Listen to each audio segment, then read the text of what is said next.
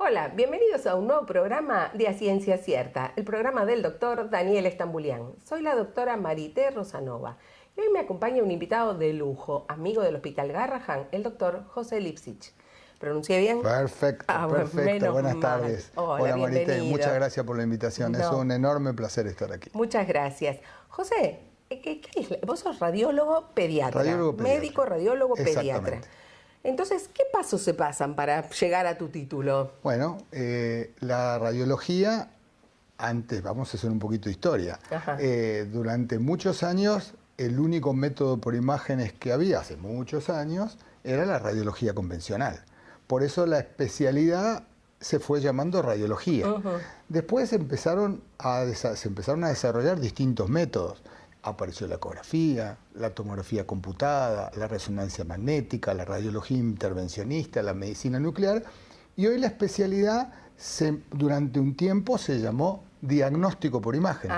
Pero como hoy hay posibilidades de hacer tratamiento por medio de las imágenes, como la radiología intervencionista o la neuroradiología intervencionista, entonces la tendencia hoy es a llamarlo de medicina por imágenes, en realidad. Mira, es decir, que ya no más médico radiólogo. Pero seguimos siendo médicos radiólogos. Bien. Es decir, la gente nos conoce como médicos radiólogos.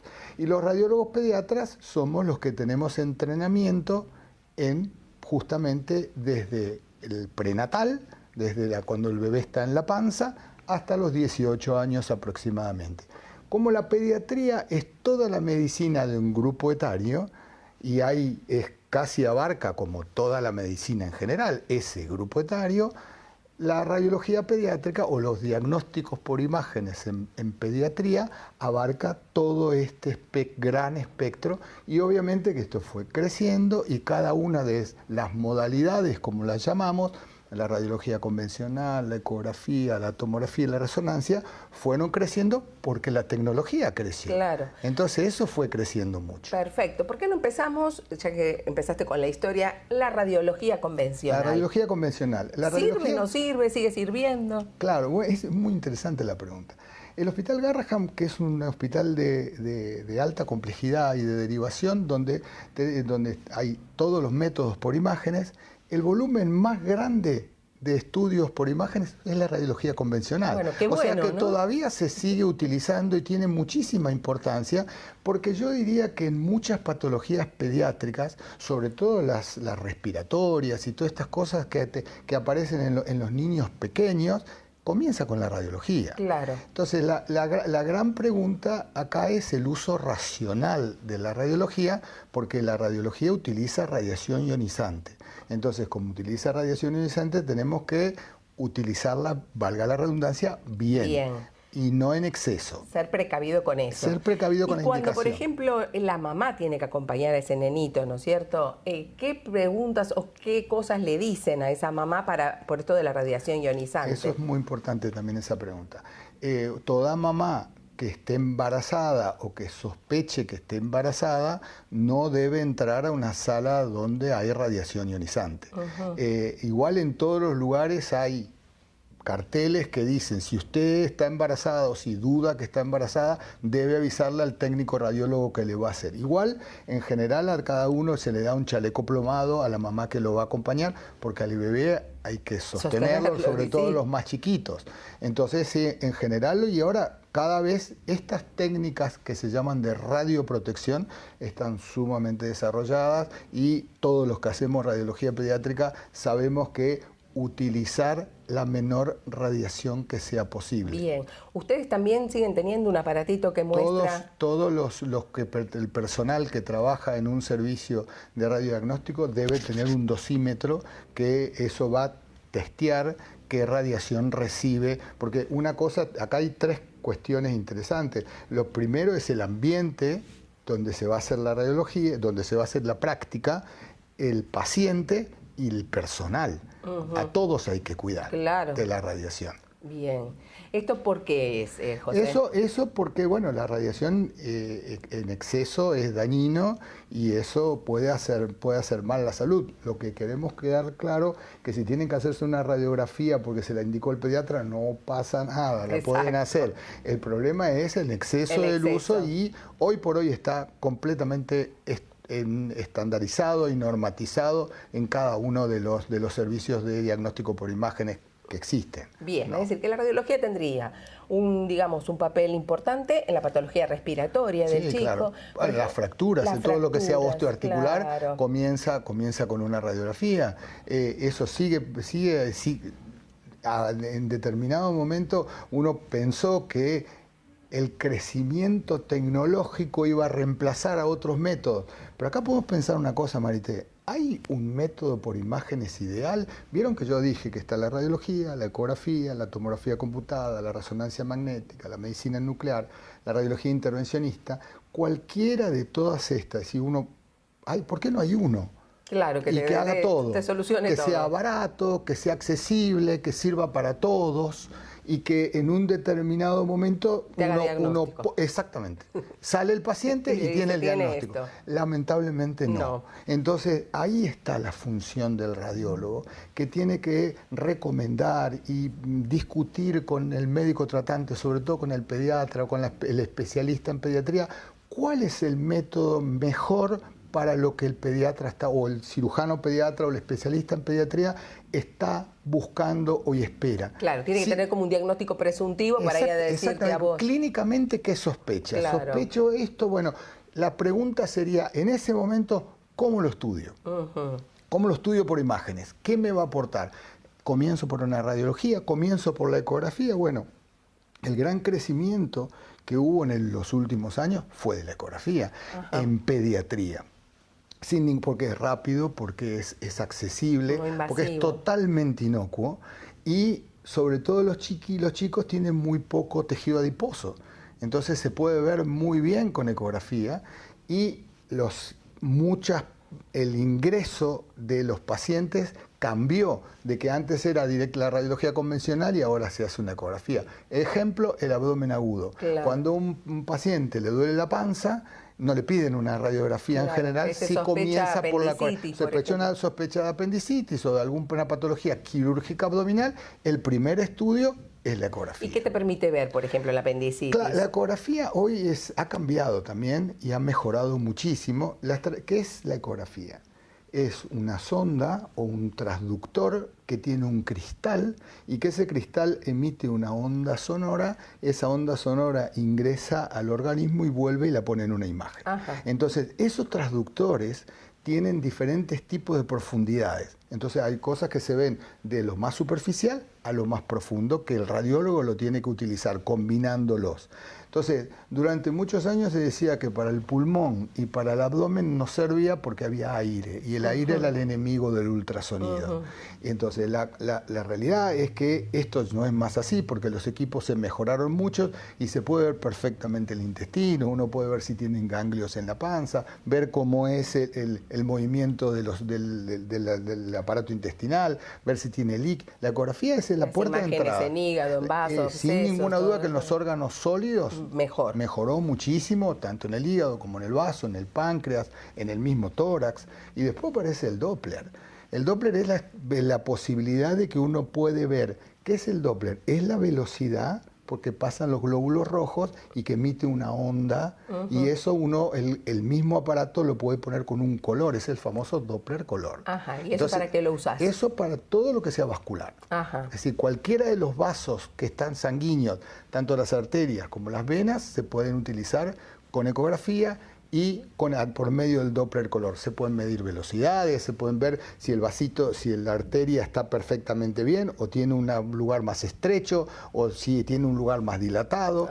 La calidad de las imágenes son cada vez mejores. Y la ecografía también sirve, ahora hay nuevas técnicas para poner catéteres, que en los chicos a veces es muy difícil. Eso empezó con la radiología intervencionista, ¿no? La radiología intervencionista empezó hace un tiempo donde se utilizaba la ecografía como guía para un procedimiento invasivo, para un procedimiento quirúrgico. Entonces, si uno quiere colocar un catéter, uno lo puede, no es lo mismo ponerlo por palpación que mirando con la ecografía para que el catéter ingrese, o si hay una colección, un absceso, mirarlo con la ecografía y poner una agujita directamente justo en el lugar donde uno lo ve. Y eso fue reemplazando cirugías. Entonces esto en algunos lugares a la radiología intervencionista, los cirujanos sobre todo la llaman cirugía mínimamente invasiva. Ajá. Es decir, esto es disminuir... Le sacan el título al radiólogo. Claro, bueno, es radiología intervencionista, pero está bien el título, porque la realidad es que no es lo mismo que una cirugía, es un procedimiento muchísimo menos invasivo, sin bien es invasivo, que una cirugía convencional. Exacto, ¿no? Exacto. Muy bien, entonces dijimos, la radiografía puede ser un primer estudio para descartar sobre todo patología pulmonar, alguna otro tipo de patología como la fractura. Osteoarticular, Después tenemos ecografía que nos sirve y porque no emite rayos, que eso es muy importante. Claro. Ahí la mamá no le dan nada. El mejor ejemplo es embarazada. Eso. Embarazada, la ecografía prenatal es absolutamente extraordinario y ha crecido y ha cambiado los software que se usan para utilización de la ecografía prenatal, es extraordinaria también. Y se hacen diagnósticos muy, muy buenos. Ahora, si seguimos con esto, con la línea de pensamiento que estamos, Marité, no se hizo el diagnóstico. Si hicimos la radiografía y no se hizo, hicimos la ecografía y no... ¿Cómo avanzamos? ¿Cómo avanzamos? Exacto. Entonces, la cosa es... Pero antes, perdóname de avanzar, esto, por ejemplo, en el hospital se detectan muchas malformaciones a través de estudios que se pueden corregir a veces en la misma panza de la mamá. Claro, bueno, eso también ha crecido mucho, sobre todo en lo que es la cirugía intrauterina, ¿no? Sobre el mielomeningocele o las alteraciones se pueden, en el hospital lo han hecho, se opera con el bebé adentro de la panza, se lo vuelve a poner adentro de la panza a la mamá para que con la malformación corregida. Sí, ¿qué cambió ahí? Ahí vamos a saltar un paso. La ecografía hacía el diagnóstico, pero en la embarazada aparece la resonancia magnética. Bien, saltamos un paso. Saltamos la tomografía. Después volvemos para atrás. Sí. Y aparece la resonancia en el embarazo. Ajá. Entonces los diagnósticos que se veían con la ecografía o que a veces se sospechaban con la ecografía como un método de screening del embarazo o de control del embarazo, y de golpe aparece algo que al que le hizo la ecografía le llama la atención. Hoy se complementa con la resonancia. Ajá. Y la resonancia es extraordinaria porque en las imágenes que se hacen diferentes tipos de imágenes multiplanares, y en esas imágenes multiplanares, bueno, el que va a tomar la decisión tiene una certitud muy alta, mayor. Y ahí no hay peligro para la embarazada. Porque tampoco la resonancia, ¿qué es la resonancia? La resonancia es un gran imán, un enorme imán, que alguien se le ocurrió de manera sumamente inteligente, viendo que ese imán lo que hacía era generaba un campo magnético. ¿Y qué es lo que tenemos más en el cuerpo? Agua. ¿Y qué agua qué es? Hidrógeno 2 oxígeno. El protón es un pequeño imán. Ajá. Entonces, cuando lo metían adentro del resonador y hacían un pulso de radiofrecuencia, esos imanes se acomodan de manera distinta y empiezan a girar. Eso emite una onda como la de la radio. Por eso, si alguna vez de ustedes alguien le hizo una resonancia, vieron que tiene le dan como una antena. Eso toma esa onda de radiofrecuencia, o sea que en todo el resto de los métodos por imágenes, la señal o la energía viene de afuera. Tenemos que ir a un pequeño corte. Por supuesto. Entonces lo concretamos después. Fantástico. Y volvemos a la tomografía. Fantástico. Muchas gracias, fantástico. José. Hemos concluido este primer bloque brillante de A Ciencia Cierta. No nos abandonen, que volvemos en un ratito.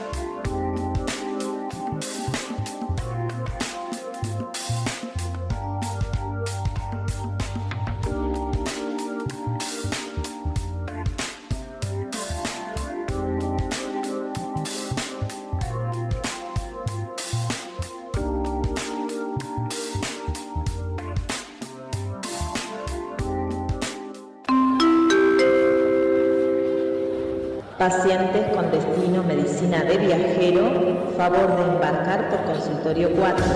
Muchas gracias.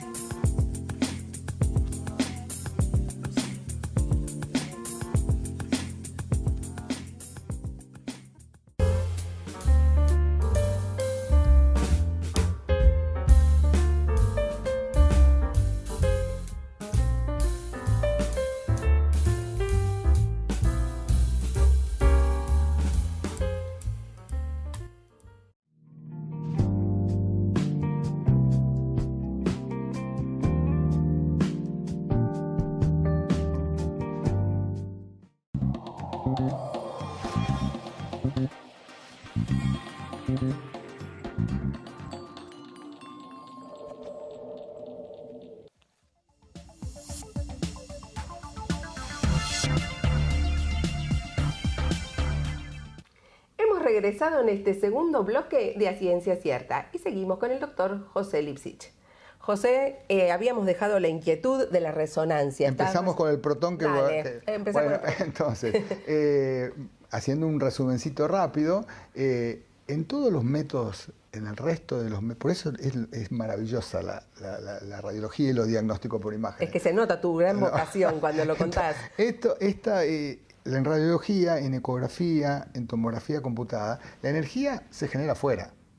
En radiología hay un tubo de rayos, en tomografía hay un gantry, que es donde están las emisiones de rayos, en ecografía, en el transductor. En resonancia es el paciente que genera por el movimiento de los protones, hace la señal, y esa señal, igual que la señal de la radio, es la que se mete en una antena, y la antena transforma la imagen. Por eso hay gente inteligente que desarrolla y se le ocurre este tipo de cosas, ¿no? Viste, José, que algunos dicen, ay, no quiero ir a la resonancia porque yo tengo claustrofobia. ¿Qué se hace ahí? Muy interesante. Los pediatras tenemos pocos problemas con esto, porque la mayoría de los niños hay que sedarlos para estar. Mamás, no hay problema con la anestesia. Ese es el gran problema, que se asustan. No se asusten con eso, no hay problema con la anestesia, son seguras. En general son estudios que duran entre una hora y media algunos, a veces algunos 20 minutos, pero es necesario que se quede quietito. Entonces, ¿qué estamos haciendo? Bueno, ahí hacemos muchas cosas para evitar las anestesias. ¿Qué hicimos en el hospital? Cambiamos de ambiente. Entonces, una de las cosas se decidió con un diseñador gráfico que cambie por completo el ambiente. Entonces le pedimos, bueno, ¿cómo lo hacemos? Que escribe un guión. Escribió el guión como si fuese el guión de un cuento. Y todo eso se pegó en la pared a la entrada y en el resonador.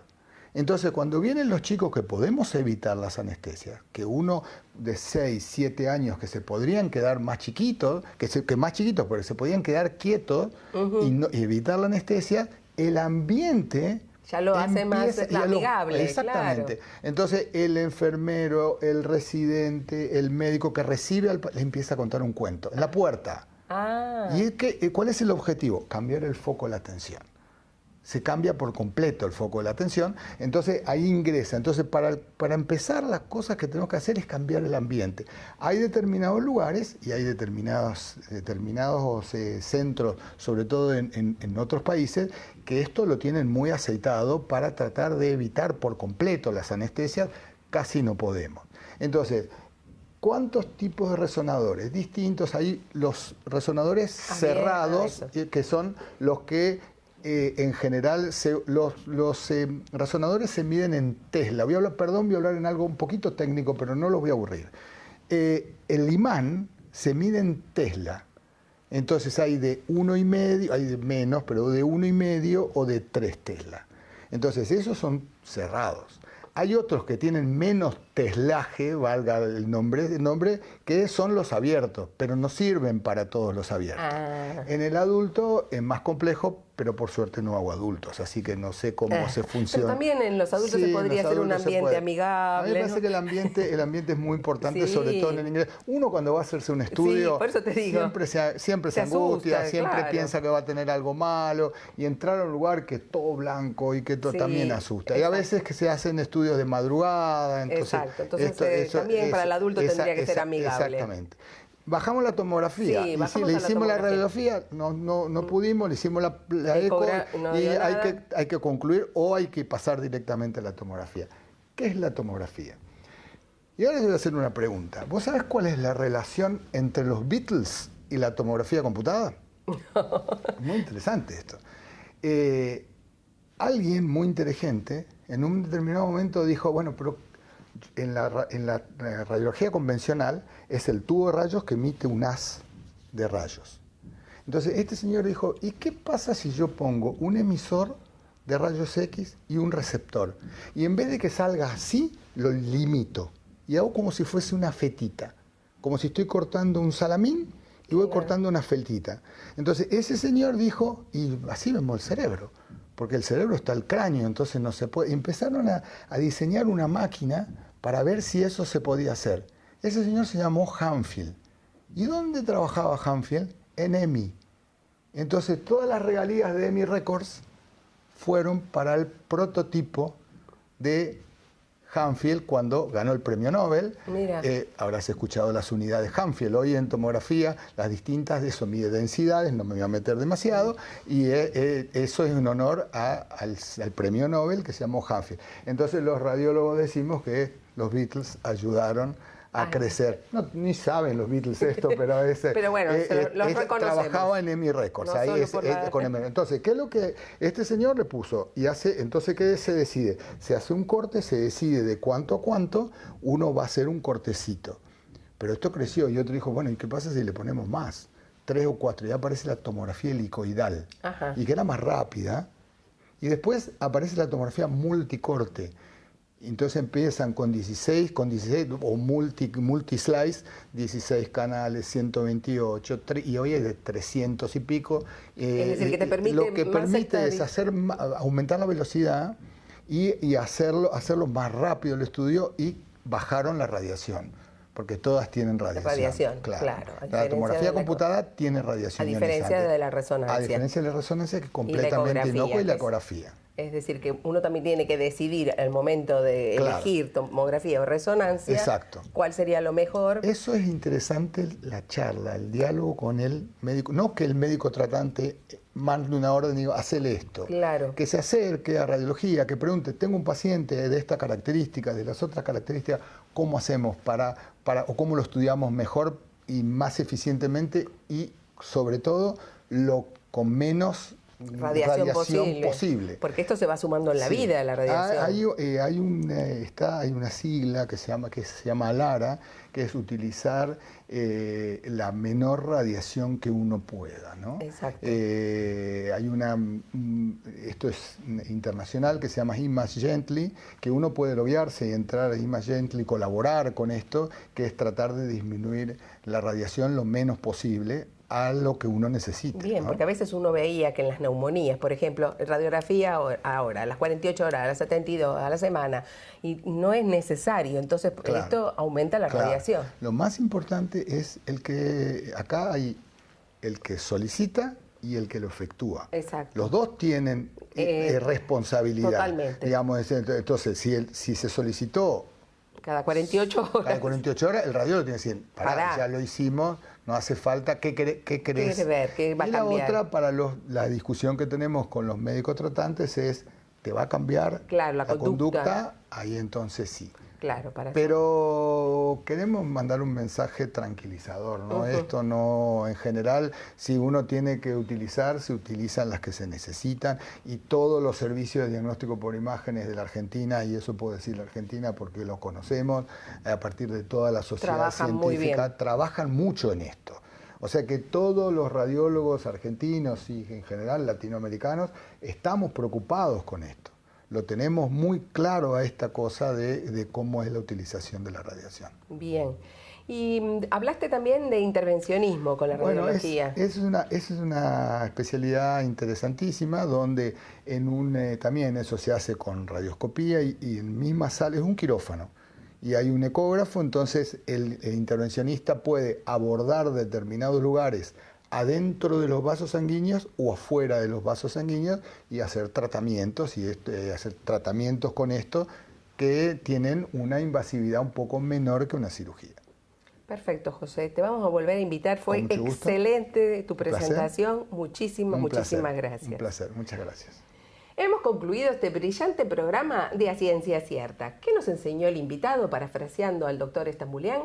Que es fundamental evaluar cuál es la mejor imagen para los diagnósticos y teniendo en cuenta que ninguna de las imágenes resuelve 100% algún diagnóstico. Por eso, el médico tratante debe dialogar con el radiólogo para decidir cuál es el mejor método de diagnóstico. Nos vemos en un nuevo programa de A Ciencia Cierta, que ha ganado el premio Arte Agora, al cual estamos muy agradecidos. Hasta la próxima.